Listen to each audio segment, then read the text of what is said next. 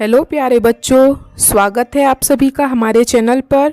आप सभी को राधे राधे, जय श्री कृष्णा।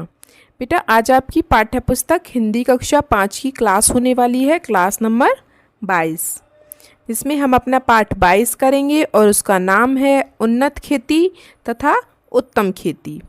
यह आपकी भाषा भारती रहेगी। तो चलिए चलते हैं हम अपनी क्लास की तरफ बिना देर करते हुए। सब बच्चे पाठ पढ़ के आए होंगे। जैसा मैं हर वीडियो में आपसे कहती हूँ कि पाठ को पढ़ना ज़रूरी होता है। उससे क्या होता है कि जो हमारे प्रश्न उत्तर होते हैं उन्हें करने में हमें आसानी होती है। तो बेटा, बिना पाठ पढ़े तो मैं भी आपके प्रश्नों को हल नहीं कर सकती हूँ, ठीक है। तो मैं भी पहले पाठ को पढ़ती हूँ, उसके बाद प्रश्नों को हल करती हूँ।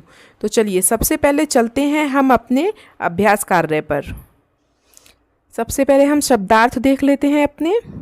पहला, देहावसान। देहावसान मतलब जिसकी मृत्यु हो जाए, मृत्यु। प्रबंधन, व्यवस्था। कीटनाशक, कीटों को नष्ट करने वाला। प्राकृतिक, प्रकृति से संबंधित। अनुदान मतलब सहायता राशि। मावट, मावट का मतलब शीतकालीन वर्षा। निकृष्ट, निकृष्ट मतलब निम्न स्तर का। आगे देखिए, जिम्मेदारी मतलब उत्तरदायित्व। जैविक, जीव संबंधी। मुआवजा मतलब हर्जाना, कर्ज। स्वीकृत, मान्य। टोटका, घरेलू उपचार। चाकरी, सेवा। और पलायन, भाग जाना। ठीक है। आगे देखिए, रासायनिक मतलब जो रसायन से संबंधित हो, केमिकल। उर्वरता मतलब उपजाऊपन। खरपतवार, जो अनावश्यक पौधे होते हैं, बिना अपने आप उग जाते हैं बिना कुछ किए। रोपण मतलब लगाना, पौधों को लगाना। बान मतलब आदत। तो ये हैं आपके सारे खाली शब्दार्थ। आप सभी इनको सबको कर लीजिए, फिर हम आगे अपने प्रश्नों की तरफ चलते हैं। चलिए आगे चलते हैं हम अपने प्रश्नों की तरफ। ये सबके हो गए होंगे। प्रश्न 2, निम्नलिखित प्रश्नों के उत्तर दीजिए। पहला प्रश्न है बेटा आपका, राजेंद्र के परिवार की आय का साधन क्या था। तो बेटा पूरा आपका जो आंसर है, उत्तर, वो पूरा प्रश्न में से ही है। देखो, राजेंद्र के परिवार की आय का साधन क्या था, क्या की जगह पे आप क्या लिखेंगे, खेती। तो उसका परिवार किससे चलता था, खेती से। ठीक है। आगे देखिए दूसरा प्रश्न, राजेंद्र ने धान की फसल को कैसे बोया। बेटा इसका उत्तर भी प्रश्न में ही है। देखिए, राजेंद्र ने धान की फसल को कैसे की जगह आप क्या लिखेंगे, रोपण विधि। रोपण विधि द्वारा बोया।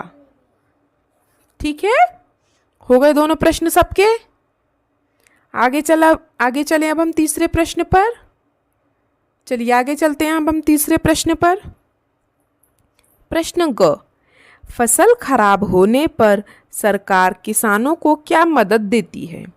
तो बेटा देखिए, थोड़ा सा इसमें इसका उत्तर भी प्रश्न में से ही है। फसल खराब होने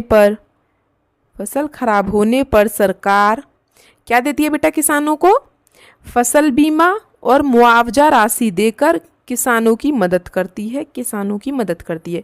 यह आपका इतना जो है, ये यहाँ से लेके यहाँ तक जो मैंने गोला बनाया है, ये आपका प्रश्न में नहीं है और सारा प्रश्न में से ही है। ठीक है। फसल खराब होने पर सरकार फसल का बीमा और मुआवजा राशि देकर किसानों की मदद करती है। अगला प्रश्न देखिए, जैविक खाद किस प्रकार उपयोगी है। तो बेटा जो जैविक खाद होती है वो मिट्टी को उपजाऊ बनाती है और पौधों को जरूरी पोषक तत्व प्रदान करती है। इसीलिए सब अपने खेतों में ज़्यादातर जैविक खाद का ही उपयोग करते हैं। ठीक है। हो गए प्रश्न 4 सबके। आगे चलें प्रश्न 5 पर। तो चलिए अब हम प्रश्न 5 पर चलते हैं।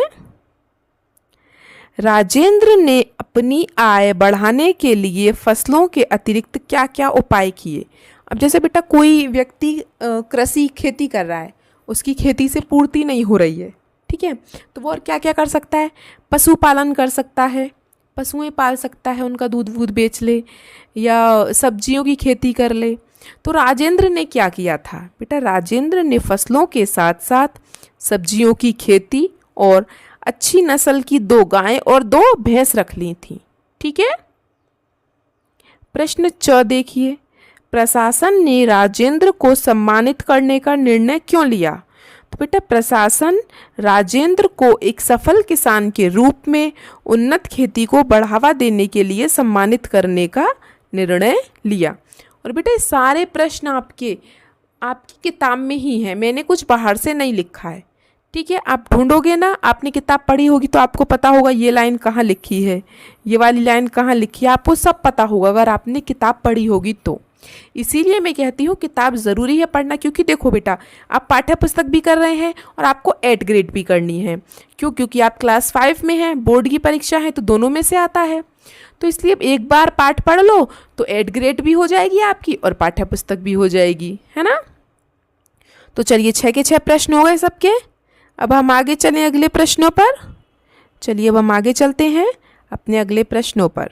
सही विकल्प पहला, राजेंद्र ने ऋण लिया। किससे लिया था बेटा उसने ऋण?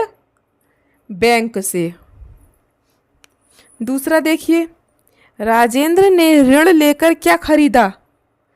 उसने क्या खरीदा राजेंद्र ने बेटा? उसने अच्छे बीज खरीदे थे, खाद और कीटनाशक खरीदा था। मोटरसाइकिल थोड़ी ना खरीदी, खाने पीने का सामान, अच्छे अच्छे कपड़े नहीं खरीदे उसने बीज, खाद और कीटनाशक दवाइयाँ खरीदी थी। ग, सिंचाई का बेहतर तरीका क्या है? नालियों से, ड्रिप पद्धति से, स्प्रिंकलर पाइप से। तो बेटा ड्रिप पद्धति और स्प्रिंकलर पाइप दोनों से, बौरसा दोनों से। अब आप ये सोच रहे होंगे कि ये ड्रिप पद्धति क्या है और स्प्रिंकलर पाइप क्या है। तो आप जब आपकी किताब ख़त्म होती है ना लास्ट में, देखिए मैं आपको दिखा देती हूँ कहाँ पे है। देखिए ये रहा, अगर आप पढ़ोगे तभी तो।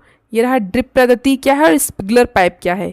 सिंचाई की एक ऐसी विधि जिसमें पानी पाइप से बूंद बूंद गिराकर पौधों की जड़ों तक पहुंचाते हैं। और ये स्प्रिंकलर पाइप सिंचाई के लिए बनाए गए ऐसे पाइप जिनमें पानी फुव्वार या फुब्बारे द्वारा निकलता है। ठीक है, तो इसीलिए कहती हूँ किताब को पढ़ना ज़रूरी है।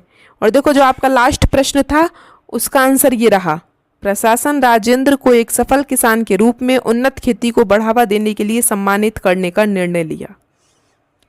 इसीलिए कहते हैं किताब को पढ़ लो। ठीक है, चलिए आगे चलते हैं। अब हम योग्य अगला देखिए, धान की फसल बोने का अच्छा तरीका क्या है बेटा? रोपण विधि द्वारा। ठीक है, आगे देखते हैं सही गलत। पहला, राजेंद्र अपनी आय बढ़ाने के लिए दूसरों के खेत हथियाना चाहता था। नहीं, गलत। दूसरा, गोबर का सही उपयोग कंडे उपले बनाना है। हाँ, उपले बना सकते हैं, ऐसा कुछ नहीं है। अगला, जैविक खाद भूमि की उर्वरकता बढ़ाती है। हाँ, सही बात है। तो पहला गलत है, दूसरे हमारे लगभग सही हैं। अब हम चलते हैं भाषा अध्ययन पर। प्रश्न 1, निम्नलिखित लोकोक्तियों का अर्थ स्पष्ट करना है। अर्थ मतलब बताना है कि इनका मतलब क्या है। जैसे इस कान से सुनकर उस कान से उड़ा देना, मतलब किसी की बात पर ध्यान ना देना। दूसरा, आम के आम गुठलियों के भी दाम, मतलब दुगना लाभ होना। तीसरा, खरबूजे को देखकर खरबूजा रंग बदलता है, मतलब संगति का प्रभाव पड़ना, हम जिसके साथ रहते हैं उसका प्रभाव हम पर भी पड़ जाता है। अगला, उत्तम खेती मध्यम बिना निष्कृष्ट चाकरी भीख निदान, मतलब खेती सबसे अच्छा व्यवसाय है और व्यापार मध्यम दर्जे का है।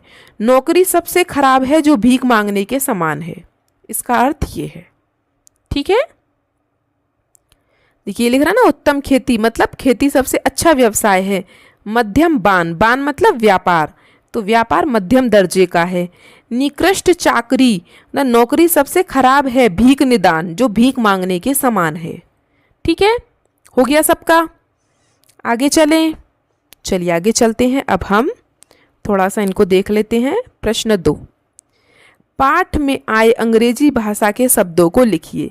मतलब जैसे बैंक, आपके पाठ में आया बैंक, तो बेटा बैंक तो इंग्लिश का शब्द है, बैंक है ना।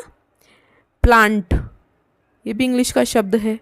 ड्रिप, पाइप, पंप, ये सब ज़्यादातर इंग्लिश के शब्द हैं। ठीक है, तो bank, plant, drip, sprinkler, pipe, pump. अब कुछ बच्चे सोच रहे होंगे उड़द और मूंग, तो बेटा उड़द और जो मूंग की दाल है ना, उन्हें भी हम इंग्लिश में उड़द और मूंग ही लिखते हैं। तो ये दोनों तरह के शब्द हैं। आगे देखिए प्रश्न 3, निम्नलिखित शब्दों से मूल शब्द एवं प्रत्यय अलग अलग कीजिए। प्राकृतिक तो प्रकृति प्लस इक प्राकृतिक। जैविक जीव प्लस इक जैविक। रासायनिक रसायन प्लस इक रासायनिक। प्रशासनिक प्रशासन प्लस इक प्रशासनिक। ठीक है, इनका हमें संधि विच्छेद करना है, इनको तोड़ना है। देहावसान देहावसान मतलब देह प्लस अवसान, तो ये क्या हो गया देहावसान। अधिकांश अधिक प्लस अंश अधिकांश। देखिए सदुपयोग सत प्लस उपयोग सदुपयोग। राजेंद्र राज प्लस इंद्र राजेंद्र। ठीक है, ये सब हो गए आपके प्रश्न 2, 3, 4। तो आगे चलूँ मैं प्रश्न 5 पर। चलिए प्रश्न 5 देख लेते हैं। आगे देखिए बेटा प्रश्न 5, निम्नलिखित शब्दों के हिंदी समानार्थी शब्द। तो रुपए, रुपए का मतलब क्या होता है धन। फैसला निर्णय। जरूरत आवश्यकता। शुरू, शुरू करना मतलब प्रारंभ करना। नुकसान हानि। जमीन भूमि। जिम्मेदारी उत्तरदायित्व। खुशी प्रसन्नता। तरीका विधि। ठीक है, तो ये सब क्या है, एक तरह से आप समानार्थी शब्द मान लो, पर्यायवाची शब्द मान लो, शब्दार्थ मान लो, जो आप चाहें वो मान सकते हैं। ठीक है, आगे चलते हैं प्रश्न 6 पर। प्रश्न 6 देखते हैं। किसने किससे कहा। क, यदि गांव का हर व्यक्ति शहर में रहने लगेगा तो कैसे काम चलेगा। ये किसने कहा था बेटा, कोई बता सकता है मुझे। वेरी गुड, हाँ ये राजेंद्र ने कहा था अपनी माँ से। उसकी माँ ने कहा था कि बेटा तुम गांव में जाके, गांव में क्या रखा है, शहर में जाके नौकरी कर लो। तो उसने कहा माँ सब गांव में उसमें चले जाएंगे शहर में, तो कैसे काम चलेगा। ठीक है, तो राजेंद्र ने अपनी माँ से कहा। दूसरा, सबसे पहले तुम्हें अपने खेतों में उचित जल प्रबंधन करना चाहिए। ये किसने कहा बेटा, ये जो कृषि अधिकारी हरीश थे उन्होंने राजेंद्र से कहा। ठीक है, तो आज की आपकी पूरी एक्सरसाइज हो गई है, पूरे प्रश्न उत्तर हो गए हैं, कुछ भी नहीं बचा है। ठीक है, तो बेटा आपको वीडियो कैसी लगी हमें कमेंट बॉक्स में ज़रूर बताएं, और कोई भी दिक्कत परेशानी हो तो आप मुझे कमेंट बॉक्स में लिख सकते हैं। और वीडियो को हाइप ज़रूर कर दें, अपने दोस्तों के साथ शेयर कर लें, लाइक करें, सब्सक्राइब करना ना भूलें। मिलते हैं हम आपसे अगली क्लास में, तब तक के लिए आप सबका दिन शुभ हो। Have a nice day and thank you.